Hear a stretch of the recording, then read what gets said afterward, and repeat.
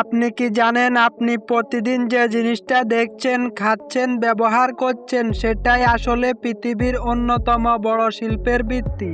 হ্যাঁ, আমি নারিকেলের কথা বলছি।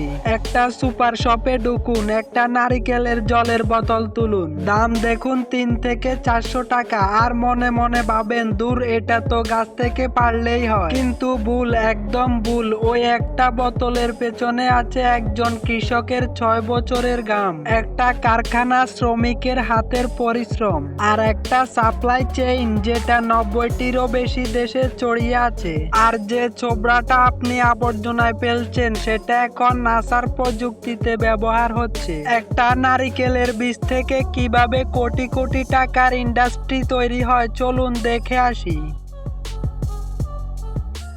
একটা নারিকেল গাছ লাগানোর পর প্রথম ফল আসতে সময় লাগে 3 থেকে 6 বছর। এটা শুধু চাষ না, এটা একটা স্বপ্ন। ফুল আসার পরেও নারিকেল পুরোপুরি পাকতে সময় লাগে 9 মাস। তাই স্মার্ট কৃষকরা এখন কৃত্রিম পরাগায়ন করছেন। এই পদ্ধতিতে ফলন কয়েক গুণ বেড়ে যায়। এবার আসি রোমাঞ্চকর অংশে, ফসল তোলা। অনেক কৃষক এখনো খালি পায়ে 100 ফুট উঁচু গাছে চড়েন। কোনো দড়ি নেই, কোনো নিরাপত্তা বেল্ট নেই, শুধু অভিজ্ঞতা আর সাহস। অনেকেই লম্বা বাঁশের মাথায় ছুরি বেঁধে নারিকেল কাটে।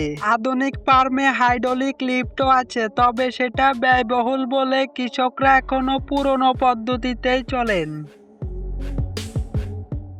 গাছ থেকে নামলেই কিন্তু শেষ নয়, আসল গল্প তখনই শুরু। কারখানায় প্রথম কাজ হলো ছোবড়া ছাড়ানো। বড় কারখানায় এর জন্য বিশাল মেশিন আছে যেটা মাত্র কয়েক সেকেন্ডে সেই কাজটা করে, যেটা করতে একজন মানুষের লাগতো 5 মিনিট। আর যেটা আপনি বর্জ্য মনে করছিলেন, এখান থেকে তৈরি হয় শক্তিশালী দড়ি, দরজা, মাদুর আর জিও টেক্সটাইল। এই জিও টেক্সটাইল দিয়ে নদীর পাড় ভাঙানো আটকানো হচ্ছে, পাহাড় ঠেকানো হচ্ছে। ছোবড়ার ভেতর থেকে আঁশ বের করার পর যে ধুলোর মতো উপাদান বাকি থাকে সেটাকে কোকোপিট বলে। এটা এক সময় ফেলে দেওয়া হতো, আজকে এটাই ব্ল্যাক গোল্ড। কোকোপিট নিজের ওজনের 10 গুণ পানি ধরে রাখতে পারে। ইসরায়েল আর নেদারল্যান্ডসের মতো পানি সংকটের দেশে হাইড্রোপনিক চাষে এটা মূল উপাদান। মাটি ছাড়া জমিতে টমেটো, শসা, মরিচ ফলছে। এবার আসি নারিকেলের শক্ত খোলের কথা। এটা উচ্চ তাপে পোড়ালে তৈরি হয় অ্যাক্টিভেটেড চারকোল, সাধারণ কয়লার চেয়ে অনেক বেশি শক্তিশালী। এই চারকোল যায় পানি বিশুদ্ধকরণ ফিল্টারে, বিষাক্ত গ্যাস শোষণের মাছকে চিকিৎসায় বিষ দূর করতে।